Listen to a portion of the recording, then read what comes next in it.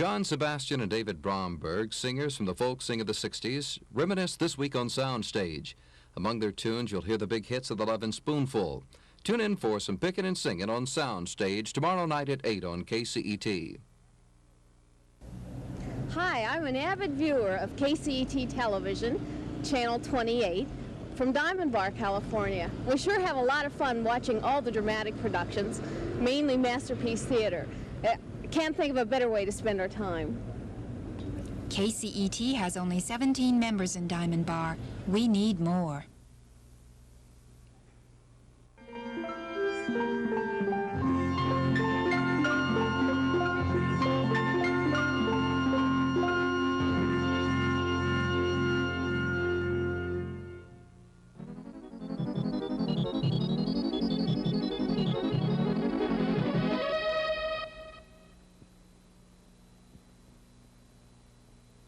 Presentation of the following program is supported by grants from the Arthur Vining Davis Foundations and Mobil Oil Corporation.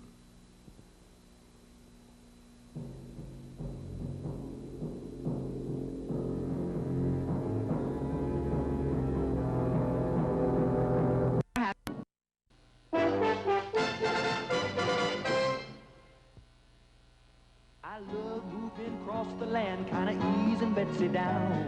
Spreading seed at amazing speed, about 2 feet off the ground. But it's really not how high I go that makes me feel the best. It's taking what I like in life and putting it to the test.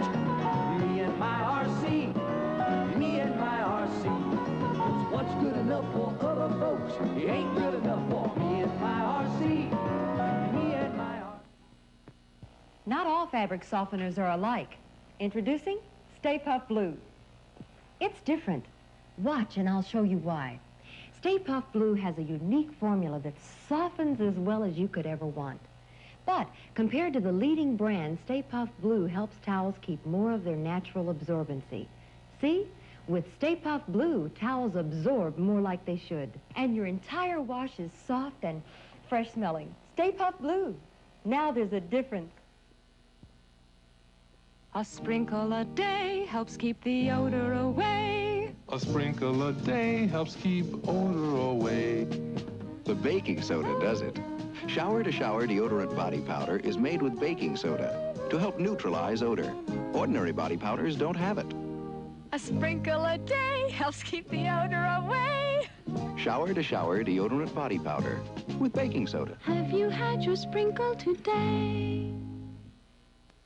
The embassy is buzzing in anticipation of major fuel economy news from Ford. We have dominated the world in fuel economy.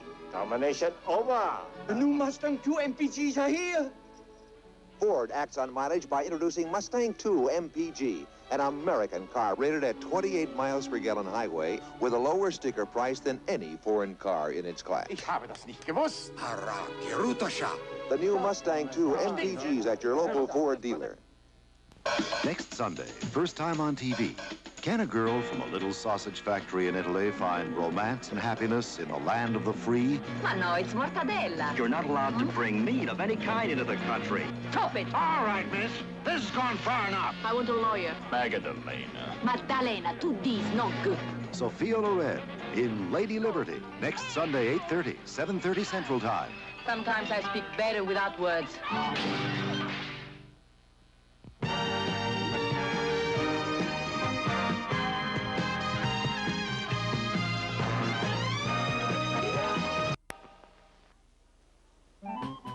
Now, Dodge prices start as low as $29.45.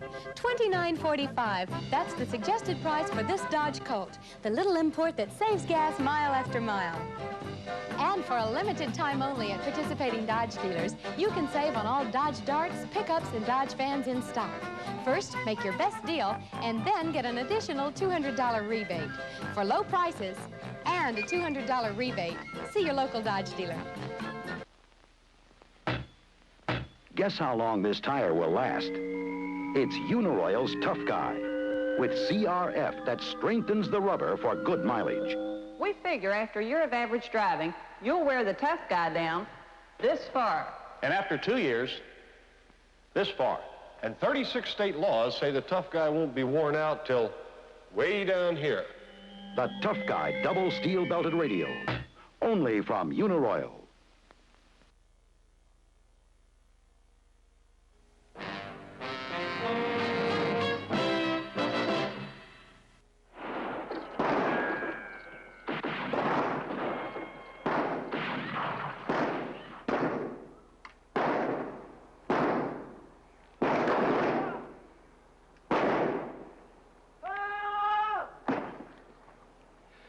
The human desire to watch a variety of violent situations being acted out as a form of entertainment goes back practically to the beginning of civilization. But because of the tremendous popularity of violent movies and television shows in the 70s, we've been reading and hearing quite a bit about the excesses of screen violence lately. Now, some experts consider it to be a valuable vicarious release that actually prevents a lot of real-life violence. But others say that all the bloodshed and brutality we see in films is desensitizing, causing us to be more tolerant of real-life violence and in some cases more prone to commit violence. Now, obviously, that's a debate that won't be resolved until more information has been assembled. In the meantime, though, it's interesting to see how the he-man macho movie stars who have become rich and famous by acting out violence feel about the effects of their movies. So right now we're going to talk with some of the most prominent of these macho movie stars, like John Wayne, who's practically become a legend as the man who shoots first and talks later, whether he's a cowboy hero or more recently a two-fisted modern-day cop. And Clint Eastwood, who also got his start in the same shoot-'em-up Western tradition and then became a box office superstar with celebrations of an unscrupulously brutal cop called Dirty Harry. Eastwood shares the distinction of being one of the world's two highest-paid movie stars with Charles Bronson, who we will also confront and tangle with about the vengeance-oriented movies he represents, especially Death Wish. Kirk Douglas has reels and reels of rough stuff to his credit, giving him a very personal view of just how much violence is acceptable and how he deals with it in his latest film, Posse. Of course, you should be advised and forewarned that it's impossible to examine the question of violence and violent movie star heroes without showing some brief scenes of what the discussion is about. And the discussion is about the fact that the experts still aren't quite sure yet whether such violence is therapeutic and therefore harmless or desensitizing and therefore dangerous. And as long as that uncertainty remains, it seems to me that screen violence is a little like playing with dynamite. But I wonder if the men who make violent films have any sense of that, which is what we're going to find out after this. What are passengers laughing about on this Continental DC-10? We'll show you. See animated cartoons and old-time movie serials at no extra charge. And the pub is back for fun and games with electronic pub pong. Fly Continental's DC-10s and we'll show you how to laugh again, just in case you've forgotten how. Continental Airlines will show you. We really move our tail for you. Busch Gardens presents Showtime America.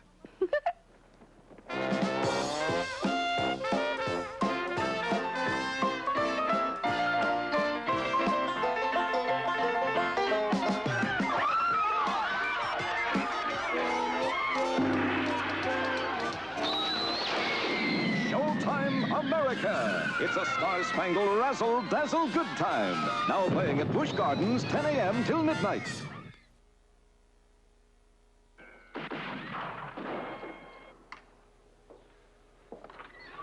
You know, in a way, the old Western saloon is more or less the birthplace of one of the most popular forms of movie violence. And if that's true, then John Wayne is certainly one of the fathers. More than any other movie star, John Wayne represents the classic form of screen killing and bloodshed, the six-shooter, tall-in-the-saddle variety.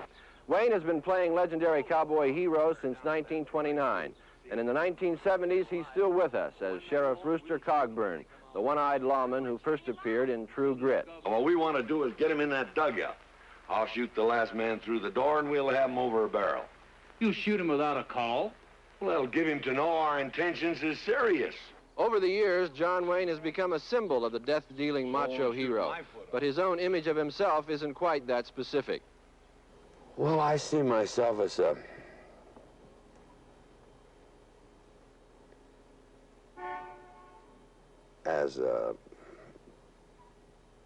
some type of paint that certain directors can use to good advantage, and if they put me or anybody else in a good personal story, they can usually get something interesting. And my main objective was always to get a good personal story, to play a part of a fellow that you maybe didn't know exactly what he was going to do next. I don't care for those cautious fellas, but more than anything else, that he was never mean or petty. He could be tough or rough or cruel or lack nuance, which after all is what folklore is all about, and it's best understood all over the world. So those are the kind of things, lusty things. Did you ever get fed up with being typecast in like an endless series of westerns and war pictures? When I was very young, I was frustrated, and I thought, geez, you know, I want to play the heavy, I want to play this, I want to play everything. And I had good friends like Ford and Hathaway and Hawks, and Harry Carey and his wife, Ollie Carey. Well, these are much older people than I. But I was with a young group talking, and I remember Ollie was sitting there looking at me, my young career, and I was saying what I wanted to do, and she said, you big stupid jerk. And I said, what's that? She said, Harry Carey was standing there, and he always stands like this, kind of a Western thing. And she said, would you want to see Harry different? I said, no, of course not. And she said, well, people have decided they like you a certain way, so be kind to them and play that character. And it was good advice, and gradually I come to realize that there were certain things that people like me in, and I better kind of stick to them. Wayne did stick to the things people seemed to like him for, even when he made his recent transition from westerns into the more contemporary cops and crime kind of pictures. In McHugh and in Brannigan, Wayne plays a maverick cop who is not only violent, but he seems quite willing to take the law into his own hands and fists. I didn't feel that I was taking the law onto myself. But in the process, he did some things that were outside the bounds of what a policeman should do, even though at the time he was... Well, it's what they say today that a policeman shouldn't do, but I mean, the way people treat policemen, I think they should be given a little more leeway than they're given. I think that you find in this country that people have to take things into their hands once in a while to make other people conscious of what's going on. Clint Eastwood might not agree with that attitude, but Eastwood certainly has become world famous and phenomenally wealthy by playing a whole series of tough-talking macho characters who definitely take a violent He-Man approach to life. Well, I guess maybe I like that kind of character. I think it's a good escape nowadays, in a day when there isn't too much of that, and society doesn't allow you to have much of that. I think that's very appealing to an audience, and I suppose it must be very appealing to me personally, or else I wouldn't portray it so much. The soft-spoken Eastwood first established his tough guy image in a series of westerns, but he really gained prominence in his Dirty Harry movies as a mean and vicious cop. I think Dirty Harry is a very romantic film, where the people with a natural fear of violent crime would think that there's a man who'd expend himself to that degree in their behalf if they were in that situation. I think everybody would like to believe that there's a Dirty Harry on every street corner in case they were molested in some fashion. To protect them. Don't you ever worry, though, about glorifying and glamorizing violence in your films? No, I don't think we glorify it. I think we show it as though we certainly have never balleted it and tried to make it look appetizing. Or they're tough films where we've tried to, I don't think we've glorified it, no. I don't know. I don't know. I've discussed it with psychiatrists, and some of them feel that it has no bearing at all on people. If people are healthy mentally, it has no effect at all. They say if a person has tendencies towards schizophrenia, then it might be unhealthy for them. The only trouble is you have to weigh, as a maker of films, the same thing anybody else and any other entertainment media would have to think about is, are you going to make it for the vast majority who are healthy mentally, or do you make it for one sick person? And sometimes it's, I wouldn't want to make a film that encouraged people to go out and do some overt act. But at the same time, I want to make films that people can escape with, and can go, a guy comes home from a hard day's work, takes his girl, they go to a flick. They should go on a trip somewhere. I should take them on a trip somewhere that is different than their normal life.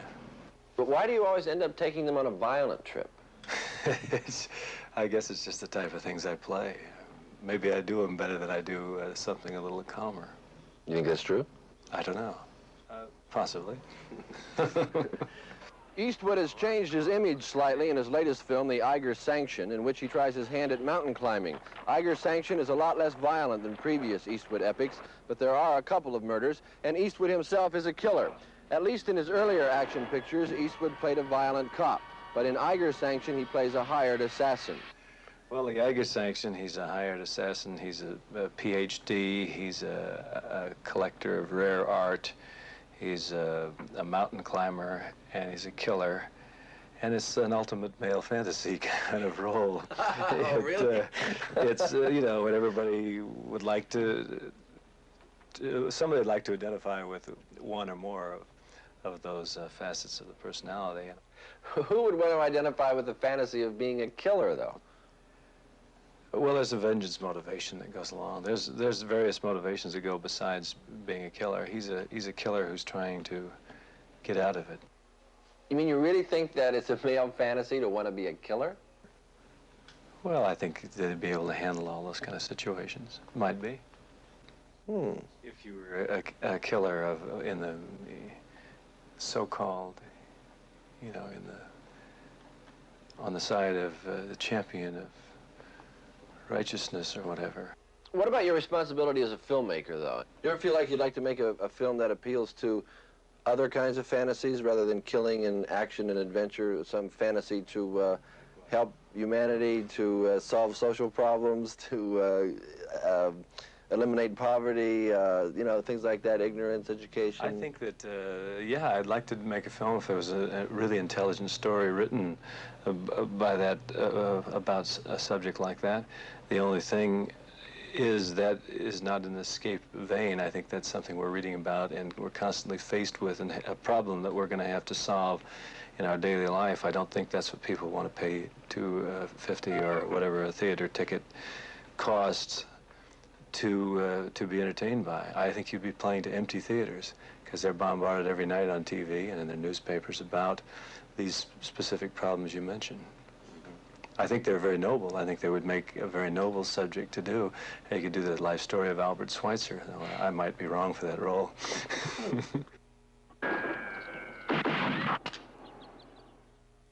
Let's talk about your money and about ways to save it. Bank of America gives you a choice of 10 different savings plans. We pay the highest interest allowed by law, from 5% on regular passbooks to 7.5% on investment certificates. We give you the safety of California's largest bank and the convenience of more than 1,000 offices, twice as many as any other bank. For the most complete combination of savings benefits you can get, save at Bank of America. More Californians do. Hi, Mermaid. What's new? Something special.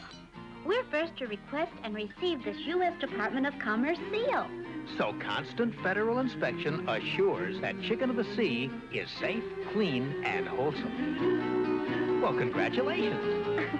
Skinny mermaid, you happen to see what's the best tuna? I'm so chicken proud of the sea. Is this the right road to Hamlin? Yes. Hey, look at that car. Look how wide it is. Let's follow it. Introducing the AMC Pacer, the first wide small car. It's wider than any other small car, so you not only get lots of room, you also get an incredibly stable ride. In case you're wondering where to get the Pacer, here they come. Drop in at P. Piper's or any other AMC dealer. Instead of following one, you can drive one.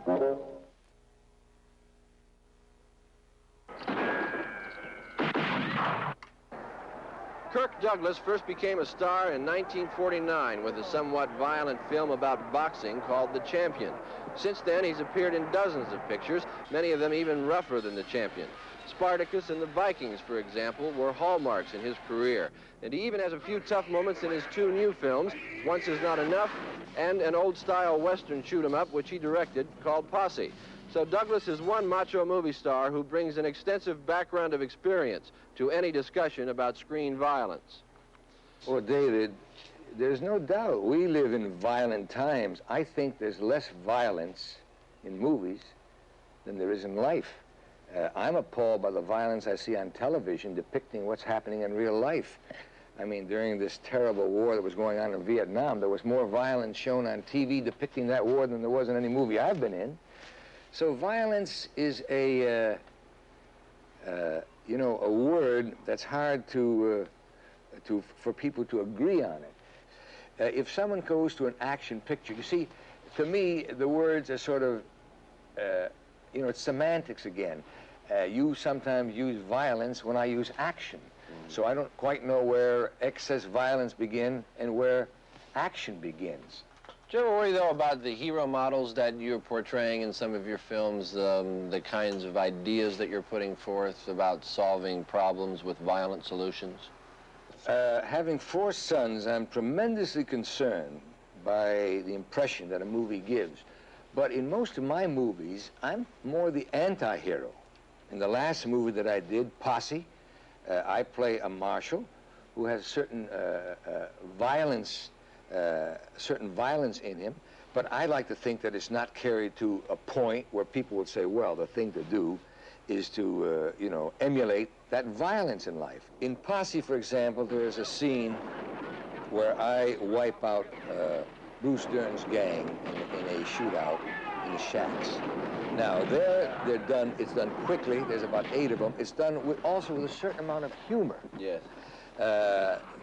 That's used in it. And also, you see, in a Western, a certain amount of violence becomes more permissible because it's separated from time.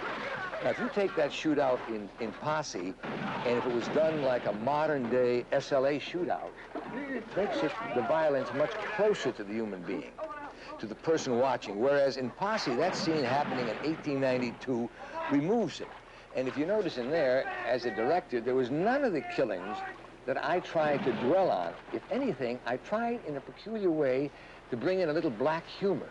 So it was done because, they all were destroyed because they were a stupid group, not out of... So it tended to minimize the violence. Because I think about, having done quite a few action pictures, I think about the degree of violence that you could or should portray on a screen. How does it strike you, though, that violence is such a popular form of entertainment, that people go to movies to be entertained by watching killing and bloodshed and brutality and beating and so forth? Yeah, but, David, that depends on the individual. A movie is always made primarily to entertain. Mm-hmm. You see, there are different ways of entertainment. You can entertain people by frightening them, by making them laugh, by making them cry, but primarily you entertain them by making them forget their everyday life. Now, the appetites of people change. You may not like going to a bullfight or a cockfight. Someone else does. That's a form of violence. Somebody might say, oh, I don't want to see that picture. Well, there's too much action in it. Well, other people do. You see, so you don't know. I mean, the thing is, there are different types of movies, but the appetites of people vary. Charles Bronson represents one of those different types of movies, a type that might best be described as physically brutal. Like Eastwood, Bronson is also rather mild-mannered in person, a concerned father of 6 and devoted husband to actress Jill Ireland, who co-stars in many of his pictures. But Bronson's mild manner becomes more assertive when you accuse him of being a prime promulgator of the macho myth and an actor whose pictures are designed to bring out the beast in us. To tell you the truth, Mr. Sheehan, I don't think about it that way. I read a script, and it's a piece of entertainment to me. It's something that I feel the people are going to see or not see. Now, I know that some people won't see these pictures, but I make pictures, I feel, for the world population, not for a little clique of people, and especially not for critics. You can understand. picture because I think they do, from their own mental approach. They do. I mean, it's a profession like any other. But you can't if you make pictures for critics. You know, how do I make a picture, for instance, or choose one to make for you, as opposed to a critic in Bangkok? You know, it's an entirely different thing. So you got to make it for a world population and for the success of that piece of material, whether it's going to make money so that you can continue making pictures from the money you earn from that picture. That's what it's all about in the first place. Which may sound a bit mercenary, but the profit motive is obviously what seems to be behind the current proliferation of movie violence. Bronson's recent bloodbath entitled Death Wish, for example, is one of the highest-grossing films of the past couple of years. It glorified the vigilante actions of a New York architect who went on a murderous rampage to avenge the brutalizing of his wife and daughter by muggers. Death Wish was a contemptible kind of picture, I thought, specifically designed to appeal to a lynch mob mentality. I don't even know that there is a lynch mob mentality. And I think an audience might pick up from one another a feeling, like a mob might sometimes do. But it all seems to be such a contrived situation, designed intentionally to stir the audience up, make them cheer and stomp, as they do. It's not contrived. Suppose it happened to your family, and your life was being observed from then on. Would you say, Jesus, they contrived that thing so you could show what this man feels? It's not. It's what the man feels because it happened. Not only his feeling, but his action. They cheer and stomp at his actions. Yeah, when he goes out in the street and shoots people an in the audience. face. Is that everywhere, or is it just New York?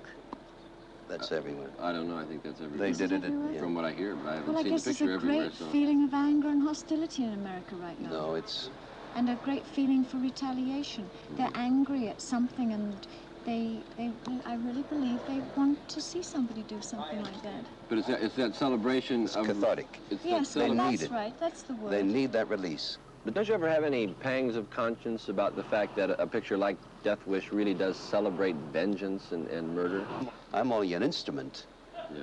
I mean, I'm involved in a picture as an actor, and an actor is only an instrument, you see. But still, you have responsibility for how you allow yourself to be used as an instrument, right? No, I can allow myself to be used only in so far as an actor is Listen, you concerned. have got... I can either be a good actor on a screen and make it believable, or be a bad actor and fight it and not make it so believable. That's all I can do. Do you ever have any feelings about the fact that you allow yourself to be used as an actor so many times where the hero model that you play always resorts to violent solutions to whatever problems he encounters? But that is what the world is all about. This is what wars are about. It's violent. The strongest wins. This is what law enforcement is about. A policeman goes through a hell of a lot of training to get the upper hand on the criminal, to enforce the law. And he's violent in order to get the upper hand. It's unfortunate. You have strike breakers that are usually work for the law. You have national troops. You have many enforcers, you see, and they're all violent people. They're trained to be violent, or how to handle violence. And the only way to handle violence is to be more violent, usually. And so a hero can be a violent hero. Why is it harmful? I mean, where do you draw the line? But some people would say that that's an irrational approach. And It's an irrational approach, true. But what you're talking about is an idealistic society. It doesn't exist. We don't live in that kind of a world. But that's the thing we about live movies, in a violent world. But movies could be idealistic. No, movies, I because they're think fantasy movies- anyway. if they were, then they wouldn't make any money at all. Yesterday, when you looked for low price and gas mileage, you had to look overseas. Today, there's the Chevrolet Monza Town Coupe, the sleek, sporty California car that's factory sticker priced lower than the Datsun 610 or the VW Dasher. And EPA highway tests prove it gives better mileage than the higher-priced Datsun 610. The new Monza Town Coupe. It runs circles around those small foreign cars. It's ready at your Southern California Chevrolet dealers. Thrilled to the world-famous Great American Diving Team. Roar with laughter at our new Seaside Comedy Bowl. It's a whole new happy world summer fun fest at Marineland. You'll love our new Pearl Divers, and there's a great new look to our sea shows. Marineland Summer Fun Fest, all yours at one low price. Minutes away on the beautiful Palos Verdes Peninsula. So come on out to Marineland. Leave the diving to us. In this part of the country, the temperature can hit 120 degrees. Perfect weather for boiling over. But some people can't let their cars overheat. That's where Dowguard Coolant Antifreeze comes in. Dowguard, the lifeblood of your car. You can keep your car from boiling over if you have the right solution of Dowguard coolant in your radiator. Dowguard. It can keep a car from boiling when it's boiling, even in these parts. Dowguard, a car's lifeblood. I came over for one thing and one thing only. That's to get Chonier, and that's what I'm going to do. He's a patsy, a decoy, a setup. What do you do when you're an honest New York cop and everything's against you? Doctor. See Gene Hackman explode as Popeye Doyle in the all-new French Connection 2, rated R. This supercharged action-adventure now playing at theaters and drive-ins everywhere. Well, we may not live in an ideal world, but certainly one of the functions of the craftsmen and artists who give us fantasy experiences like movies is to now and then offer us some kind of idealistic inspiration, which in itself is an ideal, I guess, because obviously too many of today's movie makers are much more devoted to money and materialism than they are to idealism. But maybe tomorrow's movie makers will dream of humane ideals that could exist instead of inhumane degradations that do exist.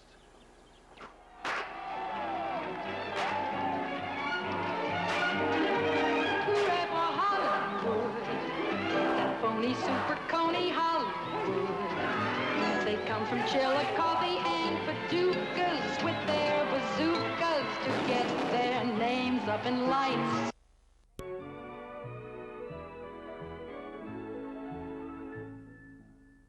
Channel, a service of Theta Cable Television. Center of the city, but police rerouted it through the freeway system. And it was quite a sight for Sunday motorists.